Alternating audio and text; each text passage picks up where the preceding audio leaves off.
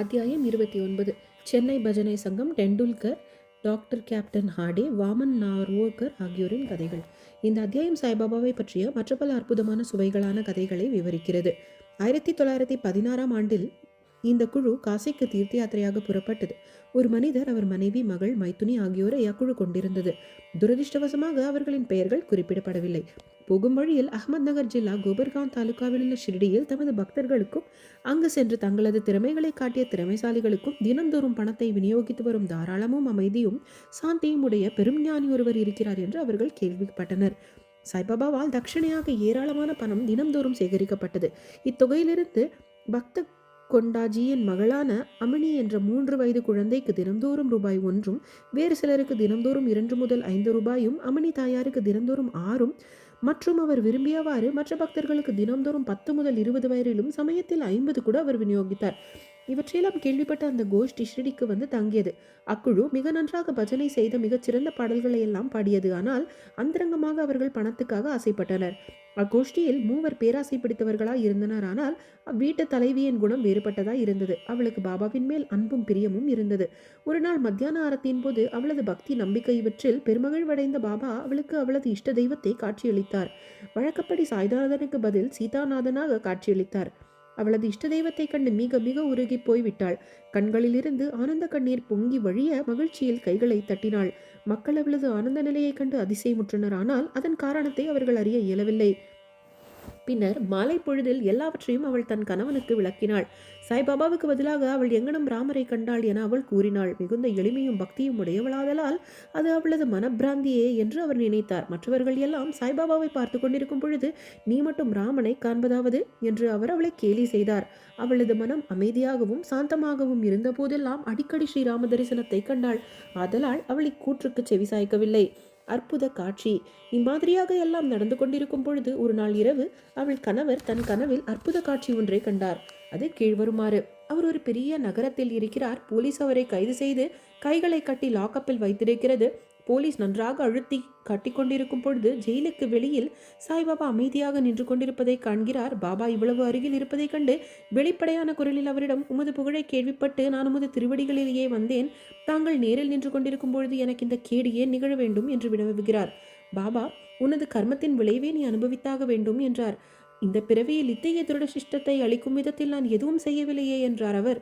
இப்பிறவியில் இல்லை என்றால் உனது போன பிறவியில் நீ ஏதும் பாவம் செய்திருப்பாய் என்றார் பாபா.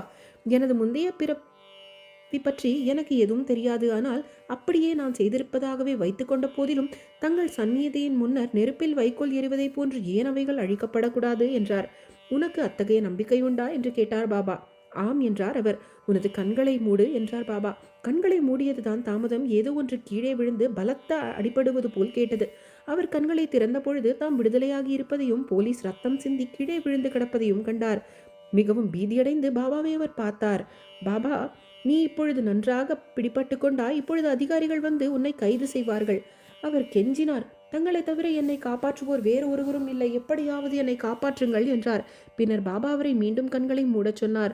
அவர் அதே மாதிரியாக செய்த பின் கண்களை திறந்ததும் அவர் ஜெயிலுக்கு வெளியே விடுதலையாகி இருப்பதையும் பாபா அவர் அருகில் இருப்பதையும் கண்டார். பாபாவின் காலடிகளில் அப்போது அவர் வீழ்ந்தார். இந்த நமஸ்காரத்திற்கு முந்தைய நமஸ்காரங்களுக்கும் ஏதேனும் வித்தியாசம் உண்டா என்று பாபா கேட்டார். ஏராளமான வித்தியாசம் இருக்கிறது. எனது முந்தைய நமஸ்காரங்கள் எல்லாம் தங்களிடமிருந்து பணம் பெறுவதற்காக செய்யப்பட்டன. ஆனால் இந்த நமஸ்காரமோ தாங்கள் கடவுள் என்ற எண்ணத்தில் செய்யப்படுகிறது. அத்துடன் தாங்கள் முஸ்லீமா இருந்து கொண்டு இந்துக்களை பாழ்படுத்துவதாக நினைத்தேன் என்றார். முகமதிய கடவுள் மீது உனக்கு நம்பிக்கை இல்லையா என்றார் பாபா. இல்லை என்றார் அவர். பஞ்சா என்ற உலோகத்திலான கை அடையாளம் உங்கள் வீட்டில் இருக்கிறதா? தாபூத் சமயத்தில் நீ அதை வழிபடுவதில்லையா? கல்யாணம் மற்றும் இதர பண்டிகை காலங்களில் நீங்கள் அமைதிப்படுத்தி ஆற்றும் காட் பீபி என்ற மற்றும் ஒரு முகமதிய பெண் தெய்வம் உங்கள் வீட்டில் இல்லையா? அவர் இவைகளையெல்லாம் ஒத்துக்கொண்டார். உனக்கு வேறென்ன வேண்டும்? அவரது குரு ராம்தாசனின் தரிசனத்தை பெற அவர் மனதில் ஆவா ஒன்று எழுந்தது. அப்பொழுது பாபா பின்னால் திரும்பி பார்க்க சொன்னார். அவர் திரும்பிய போது ராம்தாஸ் நின்று கொண்டிருந்தார். அவர் காலடியில் விழப்போன போது ராம்தாஸ் மறைந்து விட்டார். பின்னர் அவர் பாபாவை விருப்பத்துடன், நீங்கள் வயதானவராக தோன்றுகிறீர்களே, உங்கள் வயது என்னவென்று தெரியுமா என்று கேட்டார். பாபா, என்ன, நான் கிழவன் என்றா சொல்லுகிறாய்? என்னோடு ஒரு ஓட்டப்பந்தயம் விட்டு பார்த்து விட்டு சொல். இதை கூறிவிட்டு பாபா ஓடத் தொடங்கினார். அவரும் பின்னால் ஓடினார். ஓடும் பொழுது பாபா அவர் தம் பாதத்தில் எழுப்பிய தூசியால் மறைந்து விட்டார். அவரும் கண் விழித்தார். விழித்த பின் கனவு காட்சியை பற்றி அவர் தீவிரமாக சிந்தித்தார். அவரது மனோபாவனை முற்றிலுமாக மாறிவிட்டது. பாபாவின் பெருமையை அவர் உணர்ந்து கொண்டார். இதன்பின் அவரது பறிக்கும் குணம், சந்தேகம் மறைந்து ஒழிந்தன. பாபாவின் பாதாம்புஜத்தில் உண்மையான பக்தி அவருக்கு ஏற்பட்டது. அக்காட்சி கனவுதான், ஆனால் கேட்கப்பட்ட வினாவிடைகள் மிகவும் விறுவிறுப்பானதாகவும் பொருள் செறிந்ததும் ஆகும். மறுநாள் காலை எல்லோரும் ஆரத்திக்காக மசூதியில் குழுமிய போது பாபா அவருக்கு 2 ரூபாய் மதிப்புள்ள இனிப்புகளையும் தம் பாக்கெட்டில் இருந்து 2 ரூபாய் பணமும் எடுத்து பிரசாதமாக அளித்தார். மேலும் சில நாட்கள் அவரை அங்கு தங்கச் செய்து, அல்லாஹ் உனக்கு தாராளமாக அளிப்பார், உனக்கு எல்லாவித நன்மைகளும் செய்வார் என்று ஆசி கூறினார். அங்கு அவர் அதிகமாக பணம் சேர்க்கவில்லையானால் அதற்கும் மேலானவைகளை பெற்றார். அதாவது பாபாவின் ஆசியை. அது அவருக்கு தொடர்ந்து நன்மை அளித்து வந்தது. பின்னால் அக்கோஷ்டிக்கு ஏராளமான பணம் கிடைத்தது. அவர்களது பிரயாணம் வெற்றிகரமாக முடிவடைந்தது. அவர்கள் பிரயாணத்தின் போது எந்தவித அசௌகரியமோ தொல்லையோ ஏற்படவில்லை. பாபாவின் அருளால் எய்திய ஆனந்தத்தையும் ஆசிகளையும் நினைத்தவாறே பத்திரமாகவும் சௌக்கியமாகவும் வீடு திரும்பினர். டெண்டுல்கர் குடும்பம். பாந்திராவில் டெண்டுல்கர் எனும் குடும்பம் ஒன்று இருந்தது. அதன் உறுப்பினர்கள் எல்லோரும் பாபாவின் பக்தி பூண்டவர்களாக வாழ்ந்து வந்தனர். ஸ்ரீ சாய்நாத் பஜன் மேளா என்னும் 800 செய்யுட்கள் கொண்ட ஒரு நூலை திருமதி சாவித்ரிபாய் டெண்டுல்கர் பதிப்பித்திருக்கிறார். அது பாபாவின் நிலைகளை எல்லாம் விளக்குகிறது. பாபாவை பற்றி ஆர்வம் கொண்டோர் எல்லோரும் படிக்க உகந்த நூல் அது. பாபு டெண்டுல்கர் எனும் அவர்களது புதல்வன் இரவும் பகலும் அரும்பாடுபட்டு படித்துக் கொண்டிருந்தான். அவன் மருத்துவ பரீட்சைக்கு செல்ல வேண்டும். சில ஜோசியர்கள் கலந்தாலோசித்தான். அவனது ஜாதகத்தை பரிசீலித்துவிட்டு கிரகங்கள் அவனது இவ்விடம் சாதகம் இல்லை எனவும், எனவே அடுத்த வருடம் அவன் பரீட்சைக்கு சென்றால் நிச்சயம் வெற்றி பெறுவான் என்றும் அவர்கள் கூறினர். இது அவனை கவலைக்குள்ளாக்கி நிலை கொள்ளாமல் இருக்க செய்தது. சில நாட்களுக்கு பின் அவனது தாயார் ஷிரடி சென்று பாபாவை கண்டாள். சில விஷயங்களுடன் சில நாட்களின் பரீட்சைகளையும் எழுதவிருந்த தன் மகனின் கவலைக்கிடமான நிலைமையையும் அவள் பாபாவுக்கு கூறினாள். இதை கேட்டுவிட்டு பாபா கூறினார், உனது மகனிடம் என்னை நம்பும்படி சொல். ஜாதகம், கைரேகைக்காரர்கள், ஜோசியம் ஆகிய முன்னோடி உரைகளை தூக்கி எறிந்துவிட்டு அவன் பாட்டுக்கு படித்து கொண்டிருக்கட்டும். பரீட்சையை அமைதியாக எழுதட்டும். அவன் இவ்வாண்டு தேர்வுறுவது உறுதி. என்னை நம்பும்படியும் ஏமாற்ற அடைய வேண்டாம் என்றும் சொல். தாய் வீட்டிற்கு திரும்பி இச்செய்தியை மகனுக்கு தெரிவித்தாள். பின்னர் அவர் கஷ்டப்பட்டு படித்து உரிய காலத்தில் பரீட்சையும் எழுதினான். எழுதும் பேப்பர்களை அவன் நன்றாக எழுதியிருந்தான். ஆனால் சந்தேகத்தால் பீடிக்கப்பட்டு பாஸ் செய்வதற்கு போதுமான மார்க்குகள் தான் பெறப்போவதில்லை என்று எண்ணினான். எனவே வாய்மொழி பரீட்சைக்கு போவதாக அவன் கவலைப்படவில்லை. ஆனால் பரீட்சை அதிகாரி அவனை விடுவதாக இல்லை.